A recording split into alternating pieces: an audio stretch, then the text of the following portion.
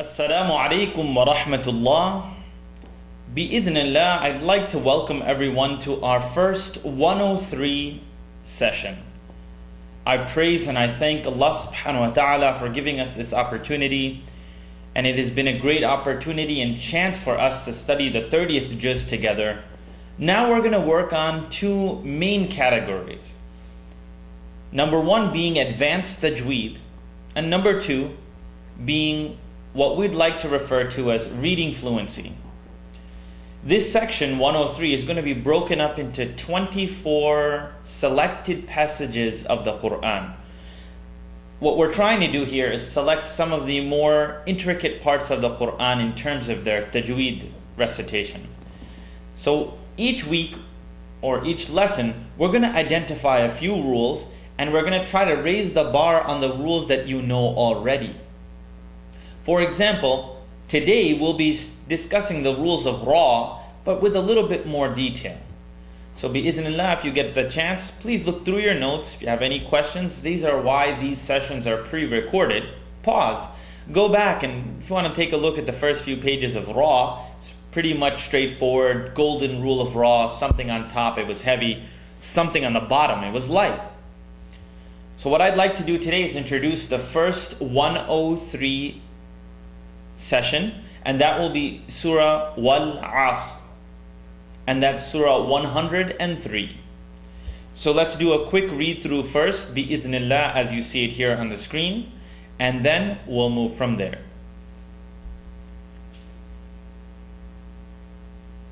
Bismillahir-Rahmanir-Rahim.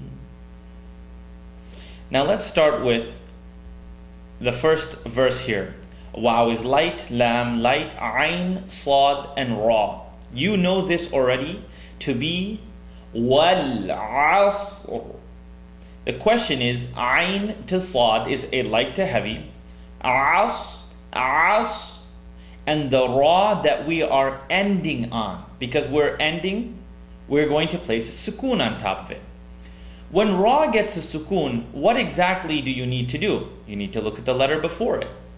And if you remember the first rule of temperament, was if there was any letter that you were stopping on, almost 90% of the letters were going to end with a sukoon. 90% of letters were going to end with a sukoon.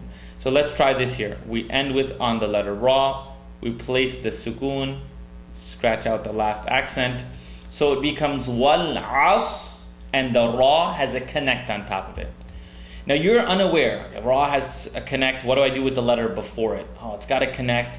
Don't know where to go. You know already. Look at the letter before that. If the letter is not talking to you, then move on to the next. Let's try this together now. Ayn with a line on top. The ra is going to be considered heavy. Wal asr. Wal asr. So as you can tell, there's the faintest of the ra sound, and listen to it incorrectly once, and then you can hear it correctly. Wal asr. You see that the light sound is what you're trying to avoid. Now this is the first advanced rule of 103. When ending on a ra that needs to become heavy, but the letter before has sukoon, it becomes a little complicated. But quite frankly, you'll see it come so many times at the end of the verses in the 29th juz. You'll also see it here. It'll become common practice. The number one tip to identifying this rule, number one, and the best way, is that the ra sound is actually going to be very faint.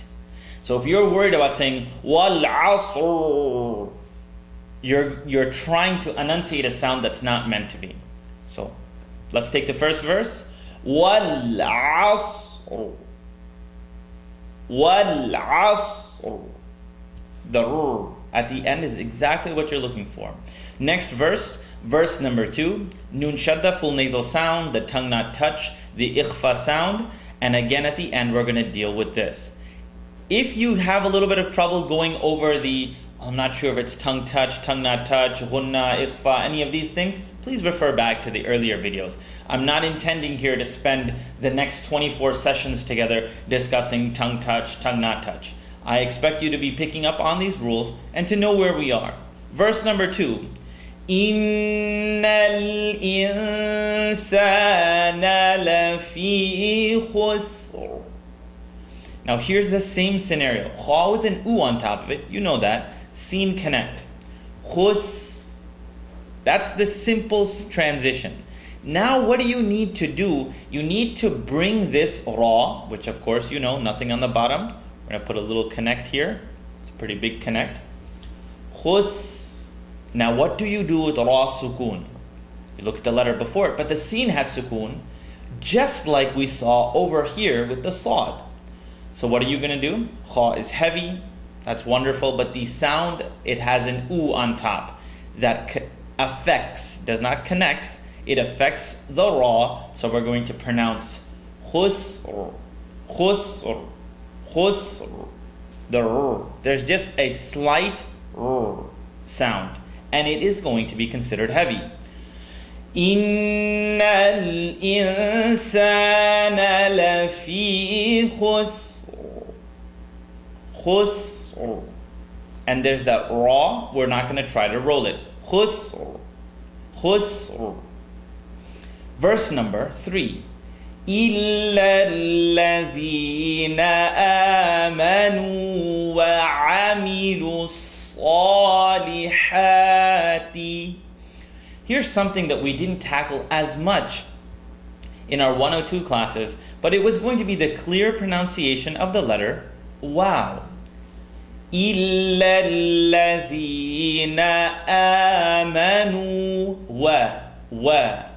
Not wa. Listen to wa and wa. وَعَمِلُوا الصَّالِحَاتِ وَتَوَاصَوْا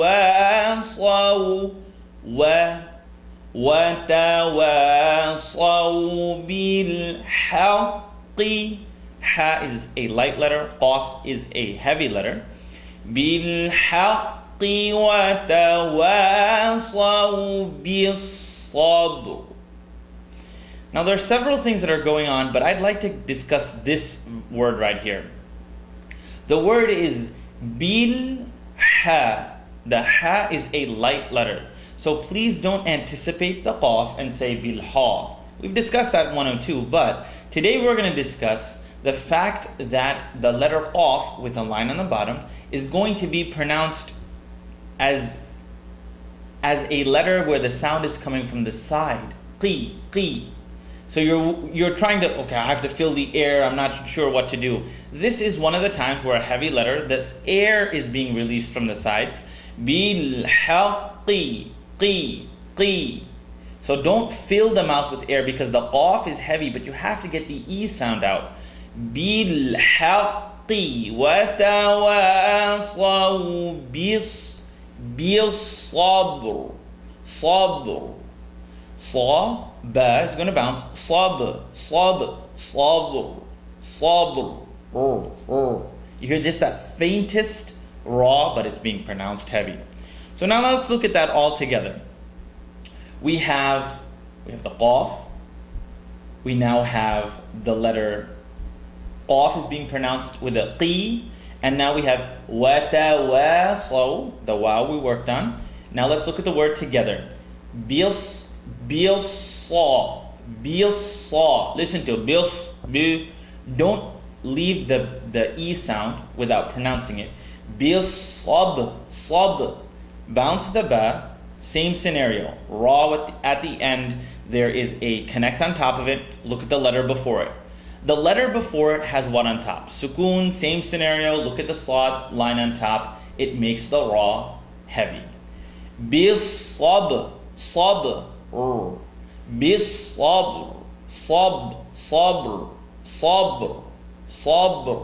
So as you saw, I went through phases there. Don't pause that and say, well, that's the one. I went through phases so that you could slowly bounce sabr. And then you're trying not to roll the ra. وَتَوَاصَوْا بِالصَّبْرِ. See the ra at the end. This is going to conclude our first lesson. There's a lot to do here, but the second key element, and we talked about one, that is it's a faint sound. You're not looking for a heavy enunciated sound. The second element is this takes time. This is one of the elements that I introduced at the beginning of the 103 sessions, and I anticipate for this to roll over well into your 8th or 9th lesson. So please don't overwhelm yourself by getting stuck here. I'm not sure if I can do this. To the best of your ability, bi-idhnillah, and move on to the next. What I'd like to do before we break for today's first session is read it in the Uthmani script. Why I'd like you to look at that is so that you can see the difference between the Nasq and the Uthmani script. And this is what we'll be using for the rest of 103. We'll be switching back and forth. So let's look at it together.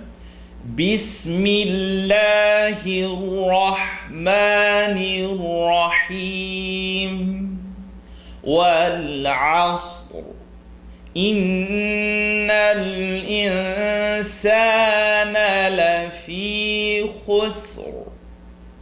إلا الذين آمنوا وعملوا الصالحات إلا الذين آمنوا وعملوا الصالحات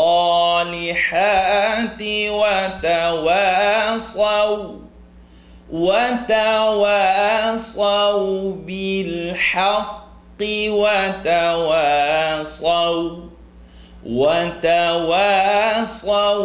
بالصبر. The last verse we stop 3 or 4 times so that you can get the opportunity to take that slow. I don't want you focusing on reading the whole thing in one breath.